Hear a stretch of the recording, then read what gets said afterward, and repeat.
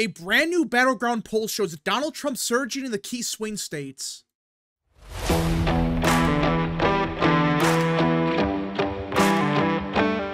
What is up, people of the internet? It is me, Real American, back in with a new video, and today it is time to talk about the 2024 presidential election because we have a brand new poll out of the key swing states, and it is bad for Biden. Like, we're not talking about a small lead for Trump. We're not talking about just, oh, couple points here, couple points there. No.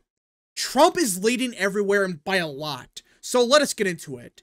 Democrats in a number of key states are running behind their Republican opponents as President Joe Biden struggles to contain the fallout from last week's debate, according to a new poll obtained exclusively by the Daily Wire. Poll results from Remington Research across Arizona, Michigan, Montana, Nevada, Ohio, Pennsylvania, Texas, and Wisconsin show Republicans largely leading their Democratic opponents. And yeah, they polled every single swing state. This isn't, one poll out of Ohio, one out of Pennsylvania. No. They did every single one of them. And for those asking, yes, this was after the debate. So you cannot argue, well, this was before the fact, maybe something changed in favor of Biden somehow. No. The results also show Democrats across each state losing at least a plurality of voters to Republicans running for the U.S. House. Polling for the Senate is mixed, with the Democrats leading in Michigan, Nevada, Ohio, and Pennsylvania, and Republicans leading in Montana and Texas. Senate races in Arizona and Wisconsin are tied, which, that's not good for Democrats if this is true. That Republicans are tied in Wisconsin and somehow Arizona. I don't know if I believe that necessarily, but if that's really the case, that Kari Lake is actually within the margin of error, Democrats have a big problem. But it might make sense because, okay, Trump surged after the debate. Maybe that helped Kari Lake a little bit. That, hey, it might have boosted her by 2 or 3 points. Which, in that race, that might be enough for Kari Lake to barely win. And same thing in Wisconsin. Maybe it did help Eric Hovde quite a bit. Now, there is a concern in Ohio. Because it seems like Sherrod Brown is still winning by a couple points, which on paper, that's kind of expected. It's early, things could change, whatever. But this is post-debate, right? Like, okay, this is after the fact. This should have hurt Democrats up and down the ballot everywhere, especially if Biden did tank as much as he did in every state. That's what the polling indicates. But according to Remington, they have Ohio going Democrat for the Senate race. And they have Montana going Republican, which kind of makes sense because, Montana's more Republican, I get that. But you would think with Trump being on the ballot, it would hurt Democrats in Ohio. I have no clue what's happening here. Maybe there's a big polling miss in Ohio. Like, hey, they somehow effed up Ohio, but they got Wisconsin on the nose. It's like, I don't think that's even possible. And I know Ohio polling can be pretty bad. But if they have Wisconsin tied, you would think we would have Ohio like R+5. But as of now, they don't really have that. Democrats are either ignoring or failing to grasp it's far more than a bad debate performance that is unpopular with voters. And I think this is a really good point. Listen, the debate performance, that killed Biden's chances. That opened the floodgates, all right? That's fair enough to say. But that's not the main reason Biden was losing even beforehand. It was because he enacted very unpopular policy. His administration just sucks. Whether, like they say here, the push to ban gas-powered vehicles, whether it's the gas stove stuff, whether it's the disaster on the southern border, etc. It's all the shit this administration has done that the debate really amplified how bad this administration really is. And more people are talking with the debate, but people are still not going to forget about, yeah, this administration sucked. It failed at everything. Foreign policy, the economy, immigration. I mean, seriously, is there one thing this administration did not screw up on? Is there one? I can't think of anything. Because they've effed up everything they've touched. I mean, I seriously can't name anything that they've done that's good. While the results for voters' opinions between major party candidates were mostly within the margin of error, voters' opinions across each state on the anti-fossil fuel policies were not. Now, I don't really think people are going to care that much about the anti-fossil fuel stuff, but it's states like Pennsylvania, states like New Mexico, it could be more impactful, and I'm not denying that some people are going to look at that and say, what the hell are we doing? Why are we trying to ban gas-powered vehicles? What's the point? For the environment, yeah, right. Maybe a little bit of that here and there, but the vast majority of people, they're not going to vote because of that. That might be a reason they may, solidify their support for Trump, maybe. But outside of that, I don't think that's the number one issue. I really believe it's the economy, it's immigration, it's foreign policy. It's not going to be fossil fuel. Again, some states it could very well be fossil fuel, but for the vast majority of people, no. The poll asked respondents on their pick for the U.S. presidential election between the major party candidates Trump and Biden, as well as independents Robert Kennedy, Cornel West, and Jill Stein. Trump leads Biden in all states polled. Arizona 49% to 42%. Jeez. A 7-point lead in Michigan, or 7-point lead in Arizona, 3-point lead in Michigan, 20-point lead in Montana, which is expected, +7 in Nevada, Ohio +10, +5 in Pennsylvania, +10 in Texas, +6 in Wisconsin. Yeesh. These are bad numbers for Democrats because this is just a complete rejection of this administration. And like they said, this is not just because of one debate performance. Could part of it be, okay, Trump's support was solidified? Yes. But for Democrats to think that, oh, they put in Kamala Harris, they put in Gavin Newsom, whoever, and they're going to magically win these states, that's delusional. They're going to get crushed. There's no way they can win with these numbers, with anyone. Because this is a complete rejection by the American people. Not just, oh, we oppose one person, but we would support someone else. No. This is a complete rejection of the Democrat Party.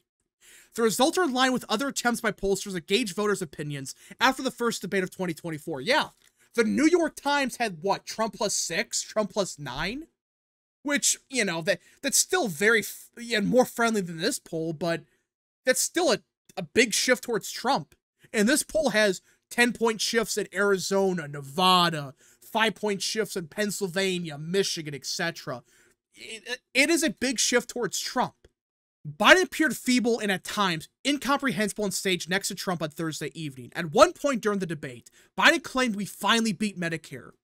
Which, considering all the other blunders he's had, this one's not getting talked about enough. It really isn't. But he had so many F-ups, especially when he just looked into the oblivion and looked absolutely lost.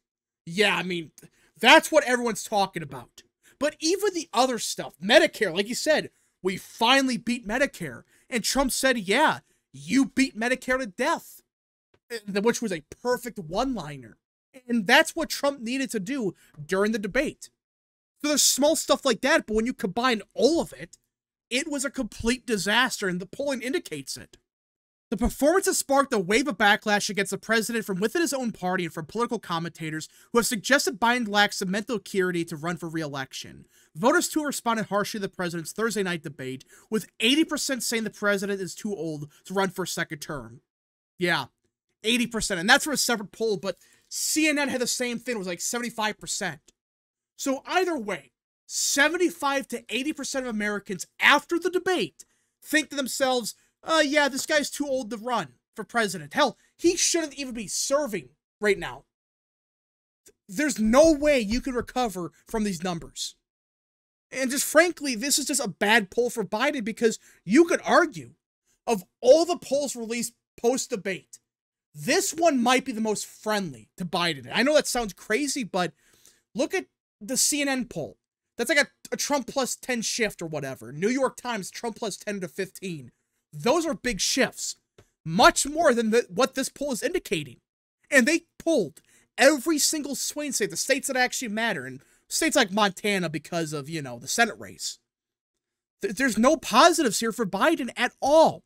Now, some people might be saying, well, if you run Gavin Newsom, you'll be fine. No. How do you come back from this large of a deficit with 5 months ago?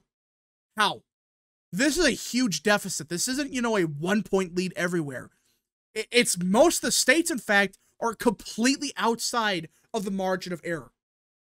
Trump +5 in Pennsylvania, Trump +6 in Wisconsin. No one's going to fix that. No one. No one in the Democrat Party that has the universal name ID as of now can fix this. And you could argue this poll indicates that Democrats have a much bigger problem than even the top lines suggest. Because you notice something odd here? That just ignore Montana and Ohio because those are safe Republican states. They only did it for the Senate races, but either way, look at states like Nevada, Arizona, etc. They have a Trump +7. Texas, Trump +10.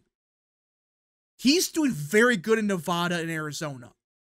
What do they have that Michigan really doesn't have any of? Same thing in Pennsylvania. Hispanic voters.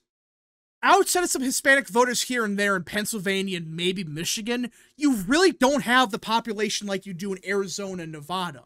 And we've seen the polling out of these states for not just months, for a year now.